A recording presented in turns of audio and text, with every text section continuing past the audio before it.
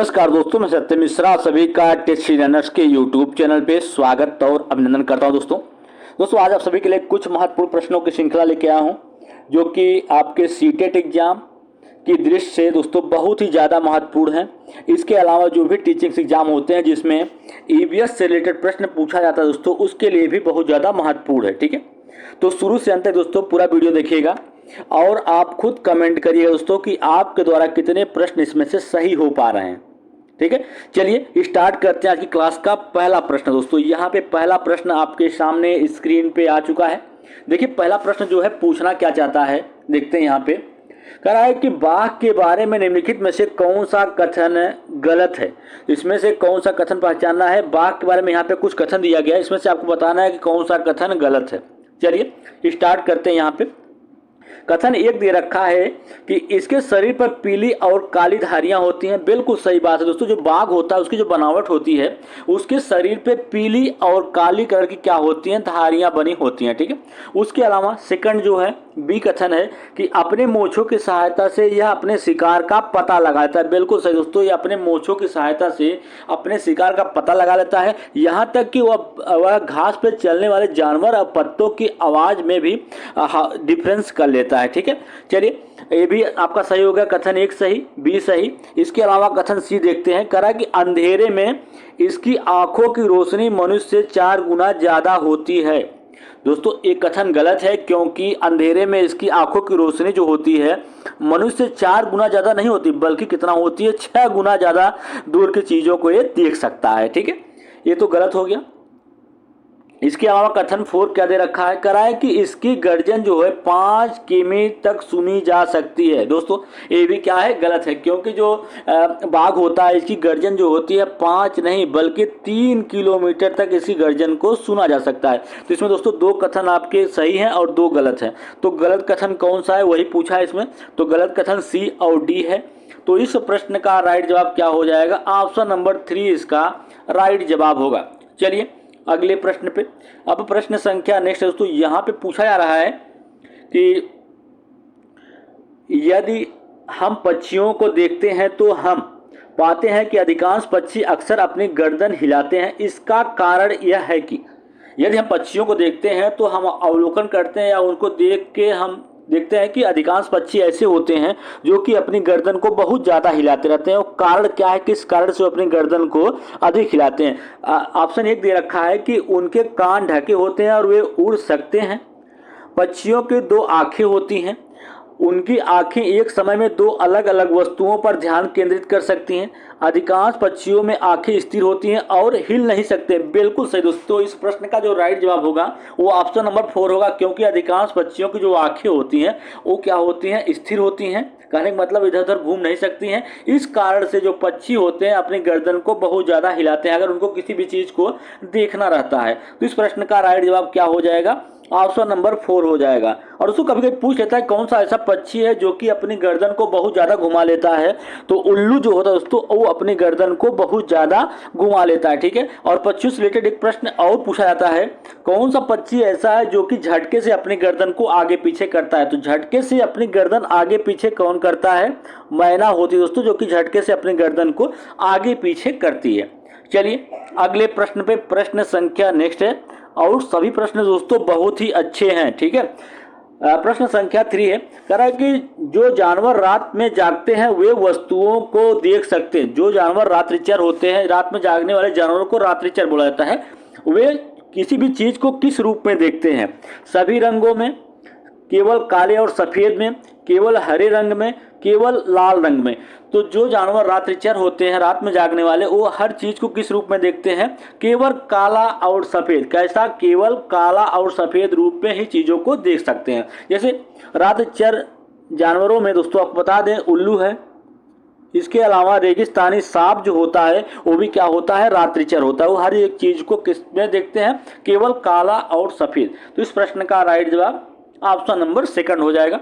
चलिए अगले प्रश्न पे, प्रश्न संख्या नेक्स्ट है दोस्तों और सभी प्रश्न बहुत ही अच्छे हैं और महत्वपूर्ण है, आने की भी इनकी प्रबल संभावना है। प्रश्न संख्या 4 है। कह रहा है कि जहां तक हम देख सकते हैं कुछ पक्षी हमारे से 4 गुना अधिक देख सकते हैं। ये पक्षी कौन से। दोस्तों इसमें बताया जा रहा है कि पूछा गया प्रश्न है कि जहाँ तक हम देख सकते हैं मतलब मनुष्य, कुछ पक्षी ऐसे होते हैं कि हमसे 4 गुना अधिक दूर की चीज़ों को देख सकते हैं। वो कौन से पक्षी होते हैं? तो जान लीजिए, यहाँ पे ऑप्शन दे रखा है कि कौवे, चील, कोकिला, बाज, कबूतर, तोते, चील, बाज, गिद्ध, कबूतर, कौवे, मोर। तो इसमें दोस्तों आपको बता दें कि इसमें इसका राइट जवाब क्या होगा? चील, बाज और गिद्ध जो होते हैं मनुष्य से 4 गुना अधिक दूर की चीज़ों को देख सकते हैं। चलिए दोस्तों अगले प्रश्न पे, प्रश्न संख्या नेक्स्ट है। यहाँ पे पूछा जा रहा है कि निम्नलिखित में से कौन से जीवन प्रक्रिया युग्म पादपों और जंतुओं दोनों में होती है? इसमें से कौन सी ऐसी प्रक्रिया है, जीवन की प्रक्रिया दोस्तों, जो कि पादपों और जंतुओं दोनों में ही होती है? प्रजनन, भोजन, प्रजनन और अंकुरण, वृद्धि और प्रजनन, वृद्धि, भोजन बनाना। तो इसमें से आपको बता दें कि ऐसी जीवन प्रक्रिया जो कि पादपों और जंतुओं दोनों में होती है, वो क्या होती है? वृद्धि और उनका प्रजनन। तो इस प्रश्न का राइट जवाब क्या हो जाएगा? ऑप्शन नंबर 3 होगा। चलिए दोस्तों अगले प्रश्न पे, प्रश्न संख्या नेक्स्ट है। यहाँ पे पूछा जा रहा है कि खाद्य के पाचन में शामिल जटिल प्रक्रमों का सही क्रम क्या है? पहला है अंतर्ग्रहण, अवशोषण, पाचन, स्वांगीकरण या निष्कासन। ऑप्शन सेकंड है अंतर्ग्रहण, पाचन, अवशोषण, स्वांगीकरण, निष्कासन। और थर्ड क्या दे रखा है कि अंतर्ग्रहण, पाचन, स्वांगीकरण, उसके अवशोषण, फिर निष्कासन। 4 है कि अंतर्ग्रहण, स्वांगीकरण, अवशोषण, पाचन या निष्कासन। तो इसमें पूछ रहा है कि खाद्य के पाचन में जब हम कोई भोजन करते हैं या ग्रहण करते हैं तो उसमें किस किस प्रक्रिया से होकर उनका पाचन होता है। ठीक है, तो इसमें आपको बताना है दोस्तों कौन सा राइट है। तो आपको बता दें कि सबसे पहले क्या होता है? अंतर्ग्रहण। जब किसी चीज़ को हम लेते हैं तो क्या करते हैं? अंतर्ग्रहण करते हैं, फिर उसका क्या होता है? पाचन होता है, फिर उसका अवशोषण होता है, फिर स्वांगीकरण और लास्ट प्रक्रिया जो होती है क्या होती है? निष्कासन की होती है। ठीक है, इस प्रश्न का राइट जवाब ऑप्शन नंबर सेकंड होगा। चलिए अगले प्रश्न पे, अब प्रश्न संख्या नेक्स्ट है। यहाँ पे पूछ रहा है कि बगुला भैंस पर क्यों बैठता है? दोस्तों आप देखे होंगे कि जहाँ पे जानवर खेत में चर रहे होते हैं या कहीं पे बने होते हैं तो उसके शरीर पे बगुला जो होता है अक्सर जाके बैठ जाता है। उसका कारण क्या है? जान लीजिए, ऑप्शन दे रखा है कि बगुला मनोरंजन के लिए पीठ पे बैठता है दोस्तों। ठीक, फिर सेकंड क्या कर रहा है कि भैंस बगुले को एक स्थान से दूसरे स्थान तक ले जाने में मदद करती है। तो क्या उड़ नहीं सकता है जो भैंस की मदद लेगा? ठीक, तो बगुला भैंस को डराना चाहता है। ठीक है दोस्तों, कोई कोई ऑप्शन ऐसा देता है कि आपको हंसी खुद आ जाएगी। ठीक है, तो बगुला और भैंस में एक सहजीवी संबंध होता है। बिल्कुल सही दोस्तों, इस प्रश्न का राइट जवाब क्या होगा कि बगुला और भैंस में क्या होता है? एक सहजीवी संबंध पाया जाता है, जिसके कारण बगुला जो होता है भैंस के पीठ पे जाके बैठता है। भैंस के पीठ पे कुछ परजीवी कीट पाए जाते हैं जिससे मवेशी या जो भैंस होते हैं दोस्तों उस परेशान रहते हैं। ठीक है, बगुला उनके पीठ पे बैठता है, उसी परजीवी कीट को खाता है। ठीक है, चलिए इस प्रश्न का राइट जवाब ऑप्शन नंबर 4 हो जाएगा। चलिए अगले प्रश्न पे दोस्तों, सभी प्रश्न अच्छे हैं दोस्तों, वीडियो को शेयर जरूर करिएगा ताकि आपके साथ साथ अन्य बच्चों को भी इससे मदद मिल सके। ठीक, प्रश्न है कि निम्नलिखित में से कौन सा जड़ों का कार्य नहीं? इसमें से एक पेड़ होता है दोस्तों, पौधा होता है, उसके विभिन्न जड़ें होती हैं। ठीक है, पूछ रहा है कि इसमें से कौन सा जड़ों का कार्य नहीं है? तो आपको बताना है कि जड़ों का कार्य इसमें से क्या नहीं है। ठीक है, तो पौधों को जकड़ना ये तो कार्य है, पानी का अवशोषण करना, खनिज पदार्थों का अवशोषण करना, ये सारी क्रियाएं करता है, लेकिन स्टार्च का निर्माण करना ये नहीं करता है। ठीक है, तो इस प्रश्न का राइट जवाब ऑप्शन नंबर 4 हो जाएगा। और कभी कभी पूछ लेता है कि जो पौधे होती हैं इनकी पत्तियां जो होती हैं हरी क्यों होती हैं? तो आपको बता दें दोस्तों, क्लोरोफिल के कारण इनकी पत्तियां जो होती हैं हरी होती हैं। और एक प्रश्न आता है कि क्या कारण जो पौधे की पत्तियां होती हैं मुरझा मुरझा के गिर जाती हैं, वो किस गैस के कारण होता है? तो दोस्तों ऐसा किसके कारण होता है? कार्बन मोनोऑक्साइड के कारण ऐसा होता है, जिसका फार्मूला क्या होता है? सूत्र होता है CO होता है। ठीक है, चलिए अगले प्रश्न पे चलते हैं। प्रश्न संख्या नेक्स्ट है और अच्छे प्रश्न है दोस्तों। यहाँ पे करा कि रेगिस्तान ओके के बारे में निम्नलिखित में से कथनों का अध्ययन कीजिए। यहाँ रेगिस्तान ओके के बारे में कुछ कथन दिए गए हैं, आपको बताना है कि कौन सा कथन इसमें से सही है। ठीक है, तो कथन 1 देखते हैं। ए है कि रेगिस्तान ओके एक वृक्ष है जो लगभग हमारी कक्षाओं जितना अर्थात लगभग 4 मीटर लंबा होता है।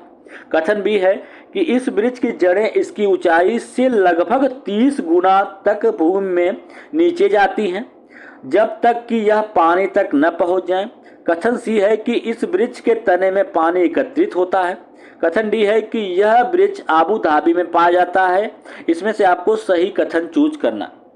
दोस्तों आपको बता दें कि जो रेगिस्तान ओक वृक्ष है ऑस्ट्रेलिया के रेगिस्तानों में पाया जाता है और इस एक वृक्ष और इसकी जो कह सकते हैं कि यह जो लंबा होता है दोस्तों, इसकी लंबाई लगभग कितना होती है, 4 मीटर के बराबर होती है। और यह वृक्ष की जो जड़ें होती हैं इसकी लंबाई के लगभग 30 गुना गहराई तक जाती हैं। और सबसे खास बात यह होती है जब तक उन्हें जल नहीं मिल जाता, पानी नहीं मिल जाता जड़ों को, तब तक वो गहराई तक अंदर जाती रहती हैं। और क्या इसका सही कथन, इस वृक्ष के तने में पानी एकत्रित रहता है। वहाँ के स्थानीय लोगों को जब पानी की कमी पड़ जाती है तो इसके तने में पाइप लगा के उस पानी का उपयोग करते हैं। ठीक है, तो यह वृक्ष आबू धाबी में पाया जाता है, बिल्कुल गलत दोस्तों। ये कहाँ पाया जाता है, ऑस्ट्रेलिया के रेगिस्तानों में पाया जाता है। तो इसके अलावा आपके जो यहाँ पे कथन दे रखा है, कथन ए सही है, बी भी सही है, इसके अलावा सी भी। तो इस प्रश्न का राइट जवाब ऑप्शन नंबर 3 होगा।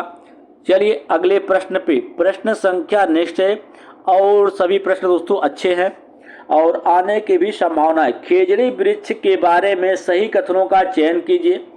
यह मुख्य रूप से मरुस्थलीय क्षेत्रों में पाया जाता है, कथन ए है। कथन बी है कि यह ज़्यादा जल के बिना बढ़ता है।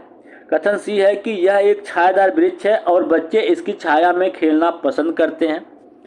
और क्या है, यह अपने तनों में जल जमा करता है और लोग इस जल को पीने के लिए पतले पाइप का इस्तेमाल करते हैं। दोस्तों ये जो यहाँ पे खासियत दी गई है ये किसकी है, रेगिस्तान ओके जो वृक्ष है, अभी मैंने पिछले प्रश्न में आपको बताया रेगिस्तान ओके जो वृक्ष है दोस्तों उसका कथन है। ठीक है, कि इसके तने में क्या रहता है, पानी एकत्रित रहता है और वहाँ के स्थायी लोग पीने के लिए पाइप लगाकर इसका उपयोग करते हैं। तो ये तो कथन एक हो गया किसके बारे में, रेगिस्तान ओके। बाकी जितने भी कथन यहाँ पे दे रखे हैं, कथन यहाँ पे आपको दे रखा है कि यह वृक्ष मुख्य रूप से मरुस्थलीय क्षेत्रों में पाया जाता है, बिल्कुल सही। यह ज़्यादा पानी के बिना भी बढ़ता है। इसके अलावा यह एक छायादार वृक्ष है। कैसा वृक्ष है, छायादार, जिसकी छाया में बच्चे खेलना पसंद करते हैं। तो ए, बी और सी तीनों ही क्या है, कथन बिल्कुल सही है। तो इस प्रश्न का राइट जवाब ऑप्शन नंबर फर्स्ट हो जाएगा। चलिए अगले प्रश्न पे, अब प्रश्न संख्या नेक्स्ट दोस्तों।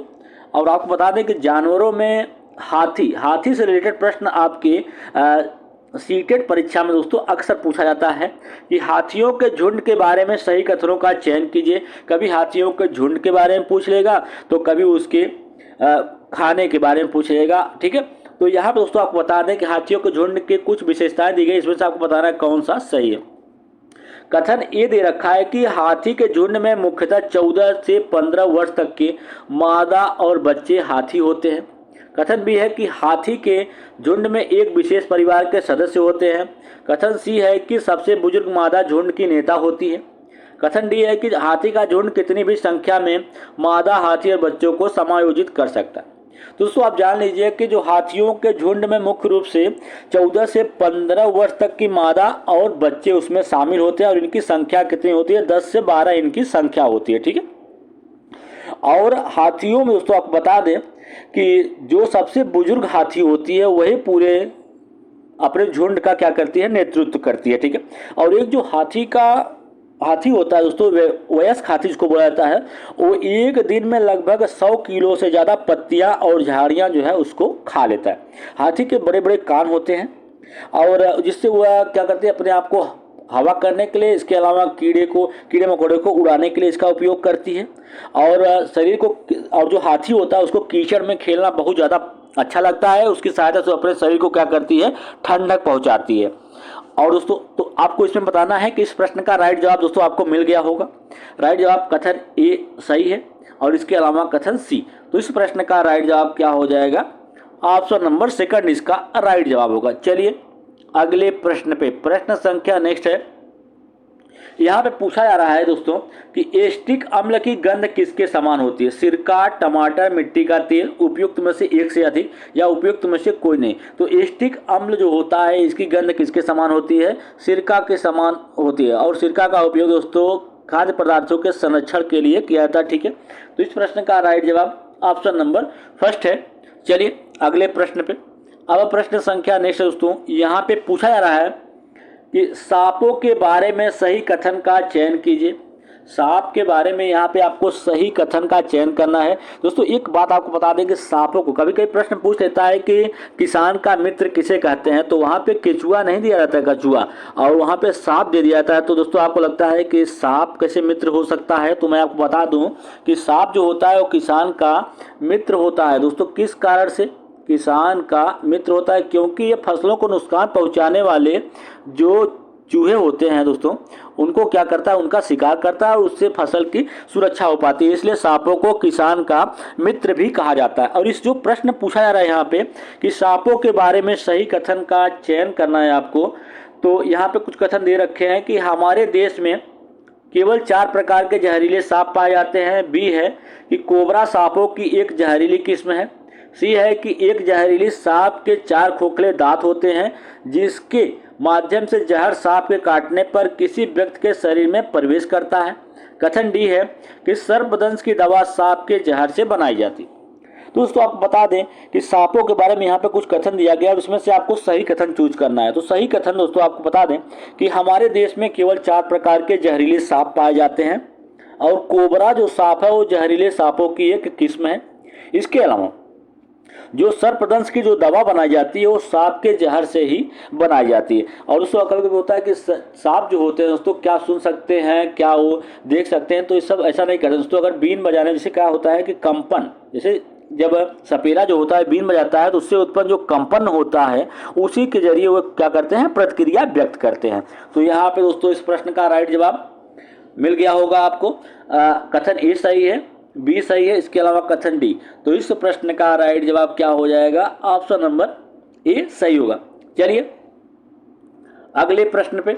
अब प्रश्न संख्या नेक्स्ट दोस्तों, यहाँ पे देखिएगा, कराए कि निम्नलिखित में से कौन से जानवर के सामने के दांत जीवन भर बढ़ते रहते हैं? दांतों को अधिक लंबा होने से रोकने हेतु वह वस्तुओं को कुतरता रहता है। गिलहरी, छिपकली, चूहा, दीमक। तो इसका राइट जवाब क्या हो जाएगा दोस्तों, गिलहरी इसका राइट जवाब हो जाएगा। चलिए अगले प्रश्न पे।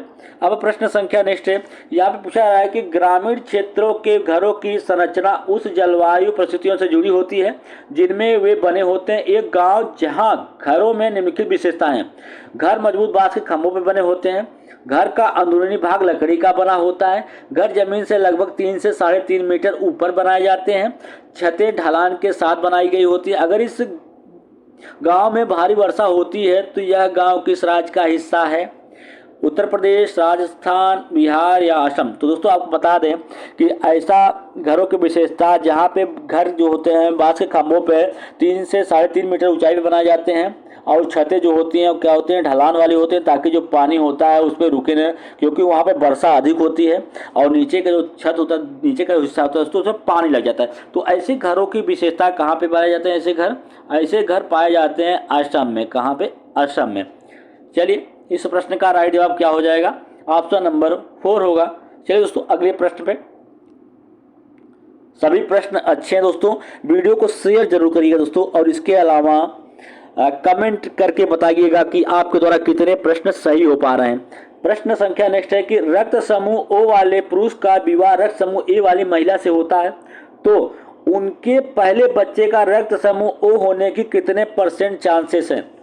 50%, 100%, 25% या 75%। तो ओ समूह वाले एक पुरुष का विवाह जो है वो ए रक्त वाली महिला से हो जाता है तो उसके ए होने के कितने % चांस है बच्चे के? ठीक है, 50% चांस है। कितना दोस्तों? 50%। इस प्रश्न का राइट जवाब ऑप्शन नंबर फर्स्ट हो जाएगा। चलिए अगले प्रश्न पे।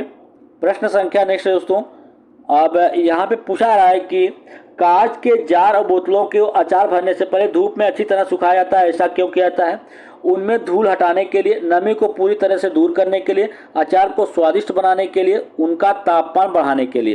दोस्तों आपको बता दें कि कांच के जार तथा बोतलों को अचार भरने से पहले उन्हें धूप में अच्छी तरीके से सुखाया जाता है। ऐसा इसलिए किया जाता है ताकि उसमें से क्या हो, नमी को पूरी तरीके से हटाया जा सके और खाद्य पदार्थ क्या कर सकते हैं कि अचार को क्या किया सुरक्षित रखा जा सके। चलिए अगले प्रश्न पे। प्रश्न संख्या नेक्स्ट है, यहाँ पे पूछा जा रहा है कि निम्नलिखित में से हमारे देश के कौन से राज्य में व्यक्ति नारियल के तेल में पकाई गई समुद्री मछली खाना सबसे अधिक पसंद करते हैं? गोवा, जम्मू कश्मीर, बिहार या मिजोरम। दोस्तों आपको बता दें कि हमारे देश के कौन से राज्य में व्यक्ति जो होता है वो नारियल के तेल में, किसमें, नारियल के तेल में पकाई गई समुद्री मछली खाना पसंद करता है, तो कहाँ का होगा? गोवा का। और आपको बता दें कि पूछ लेता है कभी कभी सरसों के तेल में पकाई गई मछली खाना पसंद करता है, तो कहाँ का हो गया? वो जम्मू कश्मीर का हो गया। तो इस प्रश्न का राइट जवाब दोस्तों क्या हो जाएगा? ऑप्शन नंबर फर्स्ट हो जाएगा। ठीक है, चलिए अगले प्रश्न पे, प्रश्न संख्या नेक्स्ट है और अच्छा प्रश्न है। यहाँ पे पूछा जा रहा है कि पसंद और नापसंद की चर्चा करते हुए एक छात्र कहता है कि मैं और मेरी माँ दोनों को सांप खाना बहुत पसंद है। जब भी हमारा सांप खाने का मन होता है तो हम पास के एक होटल जाते हैं और लिंगहू फेन खाते हैं। यह छात्र कहाँ का हो सकता है? असम का, हांगकांग का, उड़ीसा या अरुणाचल प्रदेश। तो दोस्तों छात्र क्या कहता है कि जब भी हमारा सांप खाने का मन होता है तो हम पास के होटल जाते हैं और वहाँ पे लिंगहू फेन पीते हैं। कहाँ का प्रसिद्ध है? ये हांगकांग का प्रसिद्ध खाद्य पदार्थ है। तो यहाँ पे दोस्तों इस प्रश्न का राइट जवाब ऑप्शन नंबर सेकंड हो जाएगा। चलिए अगले प्रश्न पे, अब यहाँ पे प्रश्न संख्या नेक्स्ट है। यहाँ पे पूछा जा रहा है दोस्तों कि मीरा और दिव्या दो छोटी लड़कियाँ हैं।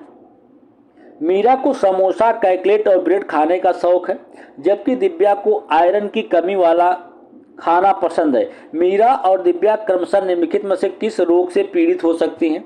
मोटापा और स्कर्वी से, स्कर्वी और एनीमिया से, स्कर्वी और रतौंधी से, मोटापा और एनीमिया से। तो मीरा और दिव्या दो छोटी लड़कियां हैं। मीरा को समोसा, कटलेट और ब्रेड खाने का शौक है, तो मतलब है वो मोटापे से पीड़ित है। इसके अलावा मीरा, दिव्या जो है दोस्तों वो आयरन की कमी वाला खाद्य पदार्थ खाती है, इसका मतलब है उसे एनीमिया से पीड़ित है। तो इस प्रश्न का राइट जवाब क्या हो जाएगा? ऑप्शन नंबर 4 होगा। चलिए अगले प्रश्न पे, प्रश्न संख्या नेक्स्ट दोस्तों कि यहाँ पे विटामिन से रिलेटेड प्रश्न पूछा जा रहा है कि विटामिन होता क्या है? विटामिन दोस्तों क्या होते हैं? विटामिन ऐसे पदार्थ हैं जिन्हें हमारे शरीर को सामान्य रूप से विकसित करने की आवश्यकता होती है। ठीक है, और कुछ विटामिन ऐसे होते हैं जिसके लिए हमें कुछ भोज्य पदार्थ या खाद्य पदार्थों के माध्यम से हमको विटामिन मिलते हैं, और कुछ ऐसे हैं दोस्तों जो कि सूर्य के प्रकाश से मिलता है। तो यहाँ पे पूछा जा रहा है कि देखिएगा, कह रहा है कि हमारे शरीर में सूर्य के प्रकाश से मदद तैयार किया गया विटामिन कौन सा है? दोस्तों आपको बता दें कि यहाँ पे विटामिन कौन कौन से होते हैं? ए, बी, सी, डी, ई और के। दोस्तों क्या है? सभी विटामिन हैं। तो कभी कभी विटामिन से रिलेटेड एक प्रश्न पूछ लेता है कि इसमें से कौन सा विटामिन ऐसा है जो कि जल में घुलनशील है? तो विटामिन बी और सी क्या होते हैं? जल में घुलनशील होते हैं। इसके अलावा आपका vitamin A, vitamin D, vitamin E और विटामिन के जो होता है वो क्या होता है? वसा में घुलनशील विटामिन होते हैं। तो यहाँ पे हमारे शरीर में सूर्य के प्रकाश से मदद तैयार किया गया विटामिन कौन सा होता है? विटामिन डी, ई, के या ई। तो विटामिन डी जो होता है सूर्य के प्रकाश से की मदद से प्राप्त होता है। और विटामिन ए की कमी से कौन सा रोग होता है? रतौंधी रोग जो होता है विटामिन ए की कमी से होती है। और कभी पूछ लेता है विटामिन ए का उत्कृष्ट स्रोत क्या होता है? इसको खाने से विटामिन ए जो होता है भरपूर मात्रा मिलता है। तो गाजर जो है दोस्तों वो महत्वपूर्ण स्रोत माना जाता है। और अगर किसी के शरीर में विटामिन के की कमी हो जाती है तो अगर उसको चोट लग जाता है तो रक्त का बहाना जो होता है वो बंद नहीं होता है। अगले प्रश्न पे, अब प्रश्न संख्या नेक्स्ट दोस्तों यहाँ पे पूछा रहा है कि मलेरिया का पता निम्नलिखित में से किसकी उपस्थिति के लिए रक्त का परीक्षण करके लगाया जा सकता है? तो दोस्तों यहाँ पे ऑप्शन दे रखा है कि रक्त में यकृत की कोशिकाओं का वितरण, खारे पानी में मच्छर के लार्वा, लाल रक्त कोशिकाओं में मच्छर के अंडे, लाल रक्त कोशिकाओं में प्लाज्मोडियम। दोस्तों आपको बता दें कि मलेरिया जो है वो कैसे होता है? मलेरिया जो होता है वो मच्छरों के काटने से फैलने वाला एक रोग है। ठीक है, तो यहाँ पे पूछा रहा है कि अगर किसी को हमको पता करना है कि उसको मलेरिया हुआ है कि नहीं हुआ है तो उसके लिए हम क्या करेंगे? उसका रक्त का परीक्षण या रक्त का जांच करवाएंगे। ठीक है, जिससे अगर उसके लाल रक्त कोशिकाओं में प्लाज्मोडियम नामक मिलता है दोस्तों, तो क्या होता है उसको, तब पता चल जाता है कि उसको क्या हुआ है, मलेरिया हुआ है। तो इस प्रश्न का राइट जवाब ऑप्शन नंबर 4 होगा। और कभी कभी पूछ लेता है कि जो रक्त होता है उसका कलर लाल क्यों होता है, तो दोस्तों आपको बता दें कि लाल रक्त का जो होता है किसके कारण होता है, हीमोग्लोबिन के कारण होता है। चलिए दोस्तों अगले प्रश्न पे, प्रश्न संख्या नेक्स्ट है और उसको देख लीजिए। यहाँ पे कह रहा है कि एक किसान अपने खेत में अधिक उर्वरक और कीटनाशकों का उपयोग करके बार बार धान की फसल उगा रहा है, इस क्रिया के कारण उसके खेत की मिट्टी हो जाएगी। दोस्तों कोई किसान है, उसके पास एक भूमि का हिस्सा है, तो उसमें क्या करता है कि एक ही प्रकार की खेती को करके बार बार वो एक ही प्रकार की फसल उगा रहा है। फसल कौन सी है, धान की फसल है जो बार बार उगाता है। तो एक समय ऐसा आएगा दोस्तों कि उसकी जो खेत की मिट्टी वो कैसी हो जाएगी, बिल्कुल बंजर हो जाएगी, जिसको कह सकते हैं कि अनउपजाऊ हो जाएगी और उसमें किसी भी प्रकार की खेती करना जो है वो असंभव हो जाएगा। तो इस प्रश्न का राइट जवाब क्या हो जाएगा, ऑप्शन नंबर सेकंड होगा। चलिए अगले प्रश्न पे, अब प्रश्न संख्या नेक्स्ट दोस्तों, यहाँ पे पूछा रहा है कि मधुमक्खी पालन के बारे में सही कथन का चयन कीजिए। यहाँ पे मधुमक्खी पालन को लेकर दोस्तों और मधुमक्खी पालन का जो व्यवसाय दोस्तों मुख्य रूप से किसका व्यवसाय है, बिहार के लोगों का मुख्य व्यवसाय है मधुमक्खी पालन। और किस महीने में स्टार्ट किया जाता है, तो आपको बता दें कि ये जो होता है अक्टूबर से लेकर जो दिसंबर का मंथ होता है, उसी मंथ में इसको स्टार्ट किया जाता है। तो यहाँ पे पूछा रहा है कि कौन सा कथन सही है, इसको आपको बताना है। तो कथन ये दे रखा है कि जनवरी से मार्च मधुमक्खी पालन शुरू करने का सबसे अच्छा समय है। गलत हो गया दोस्तों, आप जो कथन एक है पहले ही गलत हो गया, क्योंकि जो मधुमक्खी पालन का समय होता है शुरू करने का, वो होता है अक्टूबर से लेकर दिसंबर मंथ तक का, क्योंकि जो मधुमक्खी होती है दोस्तों इसी मंथ में क्या देती है, अंडे देती है। इस कारण से इस समय को सबसे उपयुक्त माना जाता है। और कथन सेकंड है, मधुमक्खी लीची के फूलों से आकर्षित होती है। बिल्कुल सही बात है। मधुमक्खी को रखने और उसके द्वारा उत्पादित शहद को संग्रहित करने के लिए बक्सों की आवश्यकता होती है। बिल्कुल सही। कथन 4 है कि मधुमक्खियों के लिए शरबत बनाने के लिए चीनी खरीदी जाती है। ये भी सही है। तो इसमें से कथन जो आपके हैं सेकंड, थर्ड और फोर्थ क्या है, राइट है। बाकी फर्स्ट क्या हो गया, गलत हो गया। तो इस प्रश्न का राइट जवाब ऑप्शन नंबर 3 होगा। अगले प्रश्न पे यहाँ पे पूछा रहा है कि मिजोरम में प्रचलित झूम की खेती के बारे में निम्नलिखित कथनों का अध्ययन कीजिए। दोस्तों यहाँ पे मिजोरम में जो प्रचलित झूम की खेती है, तो कभी पूछ लेता है झूम की खेती कहाँ पे की जाती है, तो झूम की खेती जो है वो कहाँ, मिजोरम में की जाती है। तो उसके बारे में यहाँ पे कुछ कथन दिया गया है, आपको बता रहा है कि कौन से कथन इसमें से सही हैं। कथन ए है कि एक फसल काटने के बाद कुछ वर्षों के लिए भूमि खाली रह जाती है। और कथन भी है कि भूमि पर उगने वाले बांस या खरपतवारों को काटकर जला दिया जाता है। कथन सी है कि बीज बोने से पहले भूमि की गहराई जुताई की जाती है। दोस्तों यहीं पे आपको बता दें कि जो कथन ए है कि एक फसल काटने के बाद कुछ वर्षों के लिए भूमि खाली छोड़ जाती है, बिल्कुल सही है। कथन बी है कि भूमि पर उगने वाले बांस या खरपतवारों को काटकर जला दिया जाता है, ये भी सही है। और जले हुए राख को उसी खेत में क्या किया जाता है, छिड़क दिया जाता है, ठीक है। और जो यहाँ पे कथन सी दे रखा है कि बीज बोने से पहले गहरी जुताई की जाती है, गहरी नहीं दोस्तों, बिल्कुल हल्की जुताई की जाती है। तो ये आपका कथन जो है गलत हो गया। और डी क्या दे रखा है, कह रहा है कि एक खेत में 3 या 4 विभिन्न प्रकार की फसलें उगाई जाती हैं, बिल्कुल सही। और ये जो है कि रासायनिक उर्वरकों और कीटनाशकों का भी आवश्यकता अनुसार उपयोग किया जाता है, ये गलत है दोस्तों। तो इस प्रश्न का राइट जवाब क्या हो जाएगा, ए, बी और डी जो कथन है वो बिल्कुल सही है। तो ए, बी और डी कथन जो है ऑप्शन नंबर 1 में दिया गया है, तो यही इसका राइट जवाब हो जाएगा। अगला प्रश्न है, अब यहाँ पे प्रश्न संख्या नेक्स्ट है। यहाँ पे पूछा है कि कौन सी 2 गैसें 99% वायुमंडल का निर्माण करती हैं, ओजोन और ऑक्सीजन, ऑक्सीजन और नाइट्रोजन, कार्बन डाइऑक्साइड, ओजोन, तो आर्गन और ओजोन। दोस्तों आपको बता दें कि कौन सी 2 गैसें 99% वायुमंडल का निर्माण करती हैं, तो ऑक्सीजन और नाइट्रोजन जो है। इस प्रश्न का राइट जवाब क्या है, ठीक है। चलिए अगले प्रश्न पे, अब प्रश्न संख्या नेक्स्ट दोस्तों, यहाँ पे पूछा जा रहा है कि तरुण भारत संघ नामक समूह किससे संबंधित है, पुरानी झीलों का पुनर्निर्माण से, अधिगम में विशेष रूप से सक्षम बच्चों की मदद करना, स्कूलों में पका हुआ मध्यमान भोजन उपलब्ध कराना, EWS से संबंधित बच्चों के लिए मुफ्त कोचिंग कक्षाएं चलाना। तो तरुण भारत संघ नामक जो संस्था दोस्तों ये जल संरक्षण के लिए जानी जाती है। तो यहाँ पे दोस्तों जल संरक्षण को लेके एक ही ऑप्शन दिया गया है कि पुरानी झीलों का पुनर्निर्माण करना। तो दोस्तों इस प्रश्न का राइट जवाब क्या हो जाएगा, ऑप्शन नंबर फर्स्ट होगा। चलिए आगे चलते हैं। प्रश्न संख्या नेक्स्ट है, यहाँ पे पूछा जा रहा है कि रेखा की माता प्रतिदिन तालाब से एकत्रित जल में फिटकरी मिलाती है ताकि हल्के निलंबित अशुद्धियों के अवसादन के लिए, कठोर जल को मृदु जल में बदलने के लिए, जल में कीटाणुओं को मारने के लिए या जल को रंगहीन करने के लिए। तो रेखा की माँ प्रतिदिन तालाब से पानी लाती है पीने के लिए, ठीक है, या उपयोग करने के लिए। उसमें जो भी हल्की अशुद्धियाँ रहती हैं उसमें फिटकरी मिला देने से हल्की अशुद्धियाँ जो होती हैं वो नीचे बैठ जाती हैं, ठीक है, या उसी के हल्की निलंबित अशुद्धियों के अवसादन के लिए ऐसा करती है। तो इस प्रश्न का राइट जवाब ऑप्शन नंबर फर्स्ट हो जाएगा। चलिए दोस्तों अगले प्रश्न पे। यहाँ प्रश्न है और पूछा जा रहा है दोस्तों कि क्वथन और वाष्पीकरण के बीच क्या अंतर होता है। क्वथन पानी की अवस्था में परिवर्तन का कारण होता है जबकि वाष्पीकरण अवस्था में परिवर्तन का कारण नहीं है। वाष्पीकरण किसी भी ताप पर हो सकता है जबकि क्वथन नहीं हो सकता। क्वथन तरल के आयतन में कमी का कारण होता है जबकि वाष्पीकरण नहीं। क्वथन तरल का वाष्प में परिवर्तन देखा जा सकता है लेकिन वाष्पीकरण नहीं देखा जा सकता। तो इसमें से आपको राइट जवाब बताना है कि क्वथन और वाष्पीकरण के बीच क्या अंतर होता है। तो दोस्तों आपको बता दें कि जो मेन अंतर है यहाँ पे वो ये है कि वाष्पीकरण जो है किसी भी ताप पर हो सकता है जबकि क्वथन नहीं हो सकता है, ठीक है, क्वथन किसी भी ताप पे नहीं हो सकता है। तो इस प्रश्न का राइट जवाब ऑप्शन नंबर सेकंड होगा। चलिए अगले प्रश्न पे। प्रश्न संख्या नेक्स्ट दोस्तों, और अच्छे प्रश्न है सभी, देखिए, ठीक है, कि एक किसान अनाज को भूसी से अलग करना चाहता था, यह किस प्रक्रिया के द्वारा किया सकता है। थ्रेशरिंग के द्वारा, छानने, कटाई या हाथ से चुनना।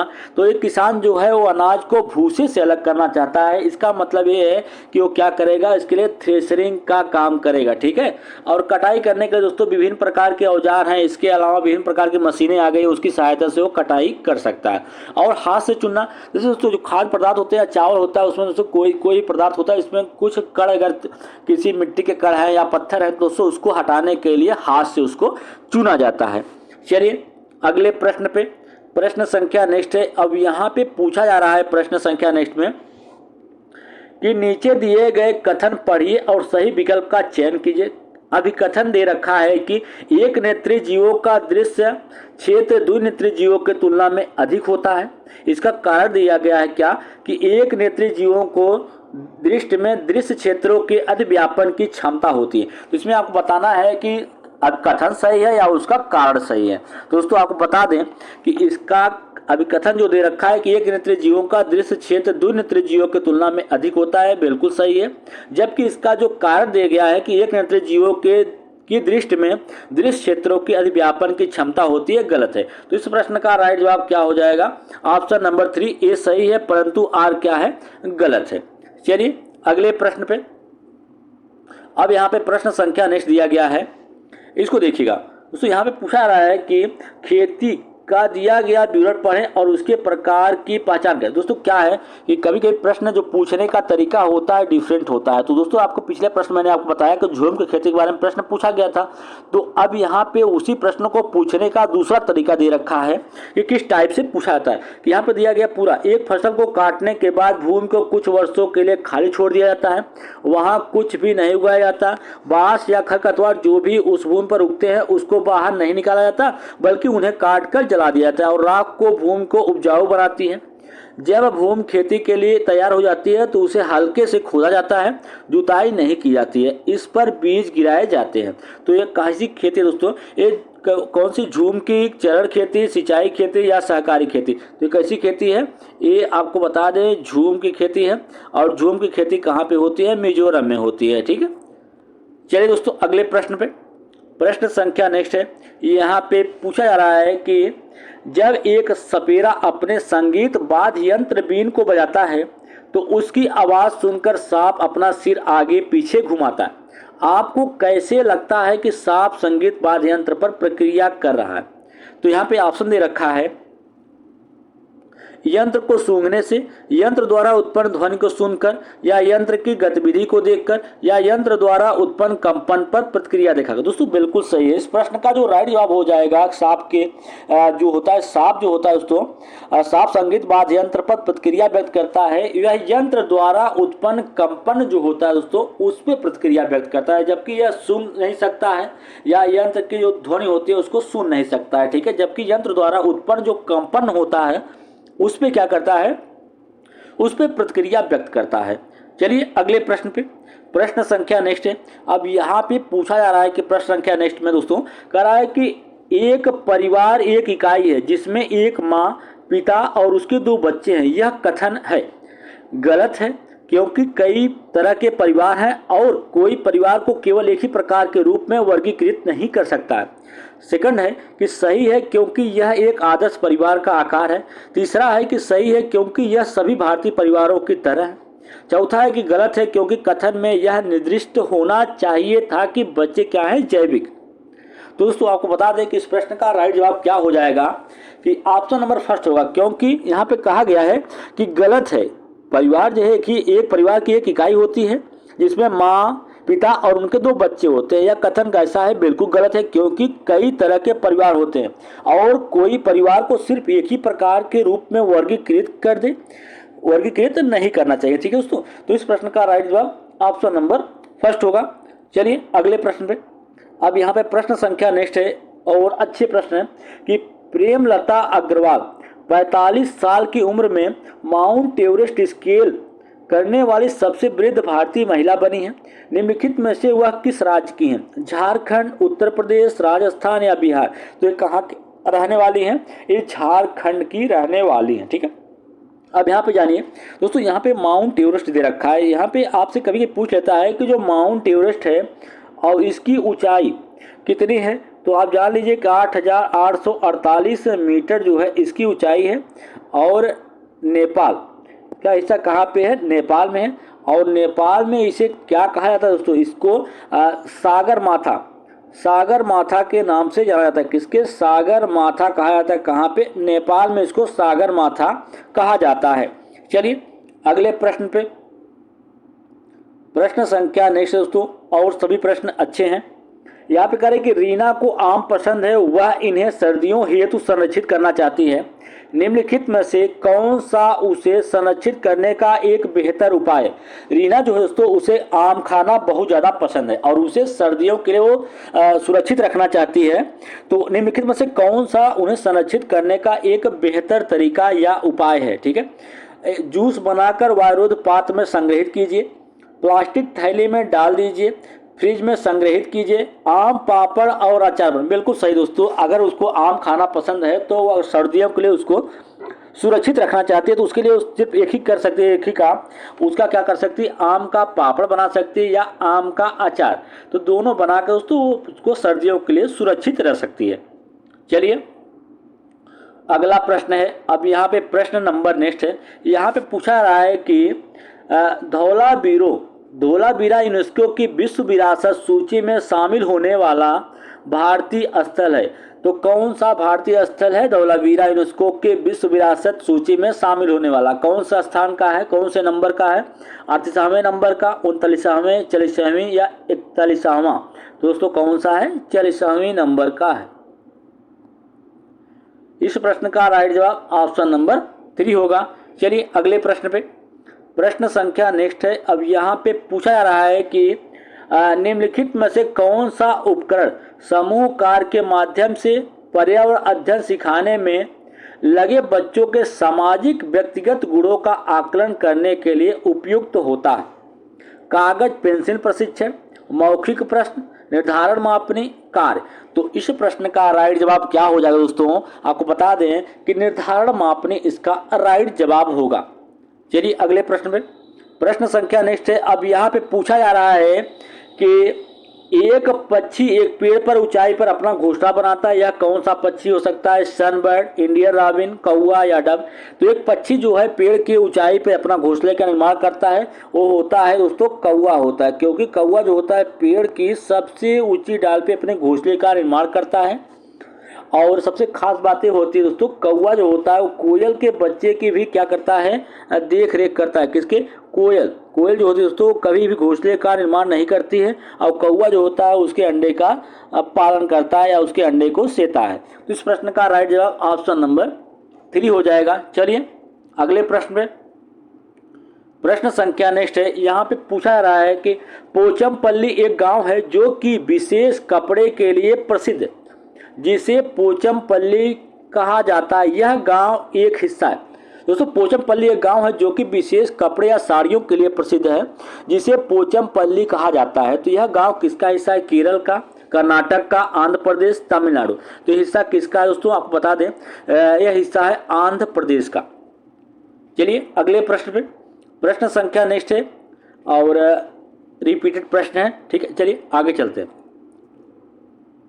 अब यहाँ पे प्रश्न पूछा जा रहा है कि एस्किमो अपने घर यानी इग्लो को बर्फ से बनाता है, इसका कारण क्या है? तो एस्किमो क्या होते हैं दोस्तों? ये शिकारी होते हैं, शिकारी प्रजाति के लोग होते हैं जो कि अपने घर का निर्माण किससे करते हैं? बर्फ की सहायता से करते हैं, और उस घरों को क्या कहा जाता है? इग्लो कहा जाता है।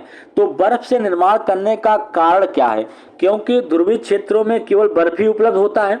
बर्फ ठंडी हवा पानी को अंदर नहीं आने देती। बर्फ की दीवारों के बीच की हवा अंदर की ऊष्मा को बाहर निकलने से रोकती है। बर्फ निःशुल्क उपलब्ध होते हैं, अन्य सामग्री में काफी खर्च होता है। दोस्तों इस प्रश्न का राइट जवाब क्या हो जाएगा? ऑप्शन नंबर 3 इसका राइट जवाब होगा, क्योंकि बर्फ की दीवारों के बीच जो हवा होती है, अंदर की जो ऊष्मा या गर्मी होती है उसको बाहर जाने से रोकता है। चलिए अगले प्रश्न पे, प्रश्न संख्या नेक्स्ट है दोस्तों। यहाँ पे पूछा जा रहा है कि कंकाल के वे हिस्से जो हड्डियों की तरह सख्त नहीं होते और जो मोड़े जा सकते हैं उन्हें किस नाम से जाना जाता है? कशेरुका, कार्पेल, उपास्थि, या उपयुक्त में से एक से अधिक, या उपयुक्त में से कोई नहीं। तो कंकाल के वे हिस्से जो हड्डियों की तरह मजबूत नहीं होते और जिनको क्या कहता है? मोड़ा जा सकता है, उन्हें किस नाम से जाना जाता है? तो उन्हें क्या करें दोस्तों? उपास्थि कहा जाता है। अगला प्रश्न, अब प्रश्न संख्या नेक्स्ट दोस्तों। यहाँ पे पूछा जा रहा है कि बच्चों को के द्वारा प्रभावी ढंग से ईवीएस अधिगम में संलग्न किया जा सकता है। जो बच्चे हैं दोस्तों, छोटे छोटे बच्चे हैं, उनको ईवीएस सिखाने के लिए, पर्यावरण अध्ययन में अच्छे तरीके से संलग्न करने के लिए, ताकि वो अच्छे तरीके से पर्यावरण अध्ययन को सीख सकें, तो उसके लिए कौन सा तरीका या क्या कर सकते हैं? प्रभावी तरीका कौन सा हो सकता है? कथाओं, कहानियों, शिक्षक द्वारा अवधारणाओं की प्रभावी व्याख्या, शिक्षकों द्वारा जो होता है दोस्तों, शिक्षकों द्वारा अवधारणाओं का प्रभावी प्रदर्शन और स्पष्टीकरण। तो यहाँ दोस्तों आपको बता दें कि बच्चों को के द्वारा प्रभावी ढंग से ईवीएस अधिगम में संलग्न किया सकता है। दोस्तों अगर बच्चों को कहानियाँ और कथाओं के माध्यम से उनको कोई चीज़ें बताई जाए तो उसे अच्छी तरीके से सीखते हैं, ठीक है, और उनका मन भी लगता है। तो इसी कारण से दोस्तों जो ईवीएस में अगर उनको अच्छे तरीके से अधिगम कराना है या सिखाना है तो उसके लिए कथाओं और कहानियों के माध्यम से उनको सिखाया जा सकता है अच्छे तरीके से। तो इस प्रश्न का राइट जवाब क्या होगा? ऑप्शन नंबर 2 इसका राइट जवाब हो जाएगा। चलिए अगले प्रश्न पे, प्रश्न संख्या नेक्स्ट दोस्तों। अब यहाँ पे प्रश्न क्या पूछ रहा है देखिएगा, कह रहा है कि ब्रेल लिपि के बारे में निम्नलिखित कथनों का अध्ययन कीजिए। यहाँ पे ब्रेल लिपि के बारे में कुछ कथन दिए गए हैं और आपको बताना है कि कौन सा कथन इसमें से सही है। तो ऑप्शन कथन 1 है कि ब्रेल एक मोटे कागज पर डॉट्स बनाकर लिखा जाता है, बिल्कुल सही बात है। यह लिपि 8 बिंदुओं पर आधारित होती है। यही दोस्तों ये गलत हो गया, क्योंकि ब्रेल लिपि जो होती है 8 बिंदुओं पे नहीं, यह कितने बिंदुओं पर निर्धारित होती है? 6 बिंदुओं पे निर्धारित होती है, आधारित होती है, ठीक है। कथन तीसरा है कि बिंदुओं की पंक्तियों को एक नुकीले औजार से बनाया जाता है, बिल्कुल सही। उठी हुई बिंदियों पर उंगली चलाकर इसे पढ़ा जा सकता है, बिल्कुल सही दोस्तों। ये ब्रेल लिपि जो होती है अंधे विद्यार्थियों के लिए होती है, अंधे लोगों के लिए होती है, इसलिए इसे उठी हुई बिंदियों पर उंगलियां चलाकर ताकि उसको पढ़ा जा सके, इस प्रकार से इसका निर्माण किया जाता है। इस प्रश्न का राइट जवाब क्या होगा? ऑप्शन 1 3 4, या 1 2 4, या 2 3 और 4। तो 2 3 और 4 इसके क्या हैं? राइट जवाब हैं। चलिए अगले प्रश्न पे, अब प्रश्न संख्या नेक्स्ट दोस्तों। यहाँ पे पूछा रहा है कि भील जनजाति राजस्थान राज्य के किस भाग में मुख्यतः निवास करती है? उत्तरी भाग में, पूर्वी भाग, दक्षिणी भाग या पश्चिम भाग में। तो भील जनजातियां जो होती हैं कहाँ पे निवास करती हैं? राजस्थान में। और राजस्थान के किस भाग में निवास करती हैं? दक्षिणी भाग में निवास करती हैं। चलिए अगले प्रश्न पे, प्रश्न संख्या नेक्स्ट दोस्तों, यहाँ पे पूछा जा रहा है कि एक डॉक्टर ने एक मरीज को कुछ दवाएं दी हैं और उसे गुड़, आंवला और अधिक हरी पत्तेदार सब्जियां खाने की सलाह दी है। यह रोगी अवश्य पीड़ित होगा बुखार से, टाइफाइड से, मलेरिया से या एनीमिया से। तो दोस्तों एक रोगी है जो कि मरीज को कुछ दवाई देता है, उसके साथ साथ उसे गुड़, आंवला और हरी पत्तेदार सब्जियां खाने की सलाह देता है। तो किस बीमारी से ग्रसित हो सकता है? एनीमिया से। किसे दोस्तों? एनीमिया से। इस प्रश्न का राइट जवाब क्या हो जाएगा दोस्तों? ऑप्शन नंबर 4 इसका राइट जवाब होगा। चलिए अगले प्रश्न पे, प्रश्न संख्या नेक्स्ट है। अब यहाँ पे पूछा जा रहा है कि संविधान का 74वां संशोधन किससे संबंधित है? ग्रामीण स्थानीय स्वशासन से, शहरी स्थानीय स्वशासन से, राष्ट्रपति की शक्तियां या संसद की शक्तियां? तो संविधान का 74वां संशोधन किससे संबंधित दोस्तों? तो संबंधित है शहरी स्थानीय स्वशासन से संबंधित है। संविधान से प्रश्न पूछता है कि संविधान को बनने में कितना समय? 2 वर्ष 11 महीना 18 दिन का समय लगा था दोस्तों। प्रश्न संख्या नेक्स्ट है। यहाँ पे पूछा जा रहा है कि निम्नलिखित में से उस समूह का चयन कीजिए जिससे भोजन पकाने की विधियां शामिल हैं। उबालना, गूंथना, भूनना, पकाना, उबालना, बेलना, तलना, भिगोना या भूनना, पकाना, तलना, भूनना। तो निम्नलिखित में से उस समूह का चयन करना है जिसमें भोजन पकाने की विधियां या तरीका शामिल है। तो पकाना, तलना और भूनना। ठीक है, तो इस प्रश्न का राइट जवाब ऑप्शन नंबर 4 हो जाएगा। चलिए अगले प्रश्न पे, यहाँ पे प्रश्न संख्या नेक्स्ट दोस्तों पूछा जा रहा है कि प्रकाश संश्लेषण के दौरान बनने वाले उत्पाद क्या हैं? प्रकाश संश्लेषण होता क्या? वह प्रक्रिया जिसके माध्यम से पौधे जो होते हैं अपने भोजन का निर्माण कर लेते हैं वो क्या कहलाता है? प्रकाश संश्लेषण की क्रिया कहलाती है। और प्रकाश संश्लेषण क्रिया के लिए आवश्यक तत्व कार्बन डाइऑक्साइड, क्लोरोफिल, सूर्य का प्रकाश, ये सभी क्या होते हैं? जरूरी तत्व होते हैं। ठीक है, इसके कारण ही पौधे, और क्लोरोफिल, तो इसी के दौरान जो होते हैं पौधे होते हैं प्रकाश संश्लेषण क्रिया करते हैं और उसे क्या कहा जाता है? भोजन बनाने की जो प्रक्रिया होती है पौधों की, उसे प्रकाश संश्लेषण का नाम दिया गया है। तो यहाँ पे पूछा जा रहा है कि प्रकाश संश्लेषण के दौरान बनने वाले उत्पाद कौन से हैं? ग्लूकोज, जल, ऑक्सीजन, ग्लूकोज और ऑक्सीजन, स्टार्च और ऑक्सीजन, स्टार्च, जल और ऑक्सीजन। दोस्तों इस प्रश्न का राइट जवाब क्या होगा?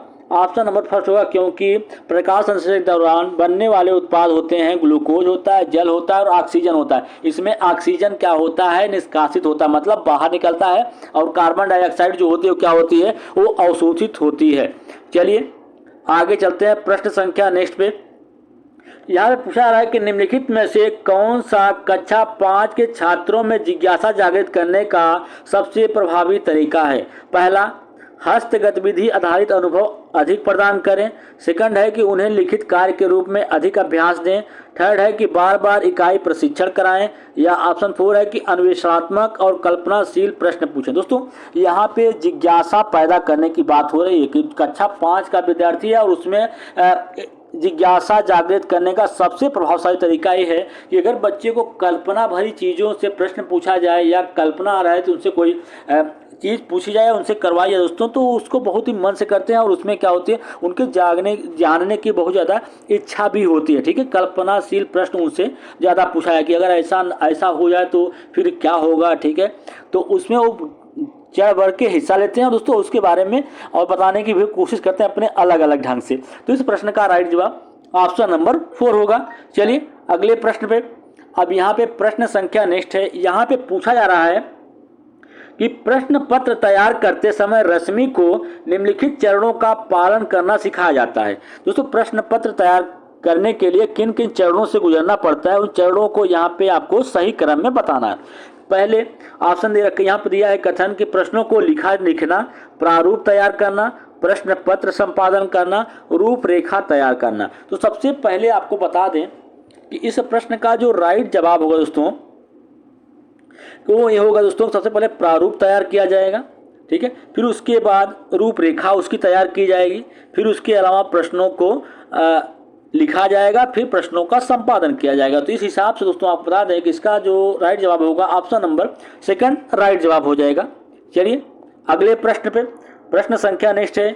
यहाँ पे पूछा जा रहा है कि हरप्रीत अपने छात्रों को सुझाव देना चाहती है कि एक व्यक्ति पर्यावरण संरक्षण की दिशा में सर्वोत्तम संभव तरीके से कैसे योगदान दे सकता है। निम्नलिखित में से कौन सा उसका सबसे अच्छा सुझाव है।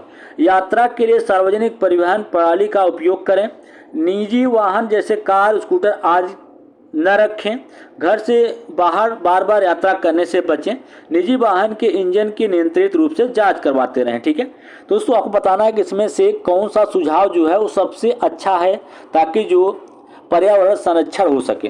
तो दोस्तों यहाँ पे जो ऑप्शन नंबर आपका फर्स्ट दे रखा है कि यात्रा के लिए सार्वजनिक परिवहन प्रणाली का उपयोग करें, न कि उसके लिए निजी वाहन रखें या बार बार घर से जाने से बचें। तो इस प्रश्न का राइट जवाब ऑप्शन नंबर फर्स्ट हो जाएगा। चलिए अगले प्रश्न पे, यहाँ पे प्रश्न संख्या नेक्स्ट है। यहाँ पे पूछा जा रहा है कि पर्यावरण अध्ययन के अधिगम के लिए आकलन का एक उदाहरण कौन सा है। कार्यपत्रक के द्वारा विद्यार्थियों का भारत के मानचित्र पर भारत के तटीय राज्यों को खोजना, विद्यार्थियों को अलग स्तर में भेजने के लिए वार्षिक परीक्षाएं लेना, पर्यावरण अध्ययन अवधारणाओं के निष्पादन के स्तर को ज्ञात करने के लिए अर्धवार्षिक परीक्षा, या ऑप्शन 4 है कि अभिभावकों को उनकी उपलब्धि के विषय में बताने के लिए प्रत्येक इकाई के अंत में परीक्षा लेना। दोस्तों आपको बता दें कि यहाँ पे जो इस प्रश्न का राइट जवाब होगा कि पर्यावरण अध्ययन के अधिगम के लिए आकलन का एक उदाहरण कौन सा है। जो उदाहरण यहाँ पे दे रखा है दोस्तों ऑप्शन नंबर 1 ही बेस्ट है, क्योंकि यहाँ पे कार्यपत्रक के द्वारा विद्यार्थियों को भारत के मानचित्र पर भारत के तटीय राज्यों को खोजना। अगला प्रश्न, प्रश्न संख्या नेक्स्ट है और यहाँ पे पूछा जा रहा है दोस्तों कि कांस्य की मिश्र धातु क्या है। तांबा और टिन, तांबा और चांदी, तांबा और जिंक, तांबा और लेड। तो कांस्य की मिश्र धातु क्या है। तांबा और टिन से मिला के ही किसका निर्माण होता है, कांस्य या कांस्य धातु का निर्माण होता है। ठीक, चलिए अगले प्रश्न पे, प्रश्न संख्या नेक्स्ट है। यहाँ पे पूछा जा रहा है दोस्तों कि शालिनी अपने कक्षा 5 के छात्रों को पोषण विषय से परिचित कराना चाहती है, उसे होना चाहिए।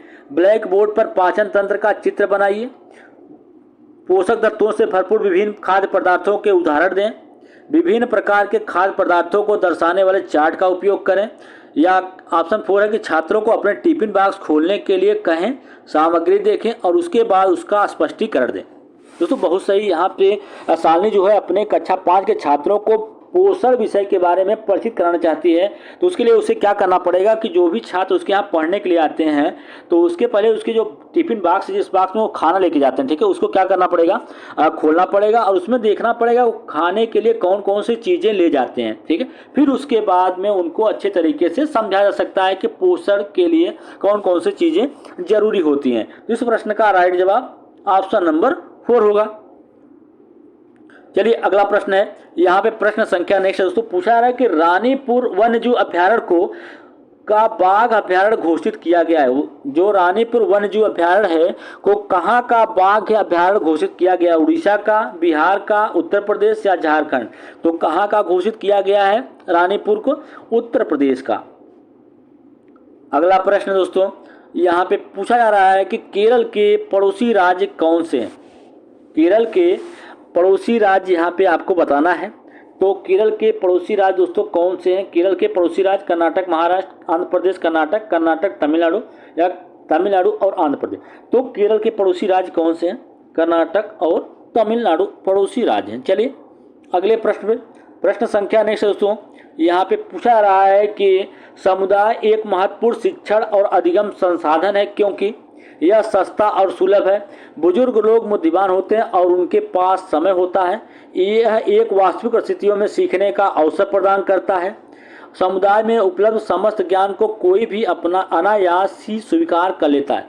तो समुदाय एक महत्वपूर्ण शिक्षण और अधिगम संसाधन क्यों कहा था? क्योंकि समुदाय में जुड़े लोग जो होते हैं, समुदाय के विभिन्न प्रकार की कलाएं या कह सकते हैं कि संस्कृति या सभ्यता जो होती है दोस्तों, वो उनके समुदाय से भी उनको मिलती है, क्योंकि वहाँ पे एक प्रकार की वास्तविक परिस्थितियाँ उत्पन्न होती हैं और वहाँ से उस बच्चे को सीखने का अवसर मिलता है। जहाँ पे बच्चों को सीखने के अवसर की बात कर दी जाए दोस्तों, वह आपका एकदम बिल्कुल राइट जवाब होगा।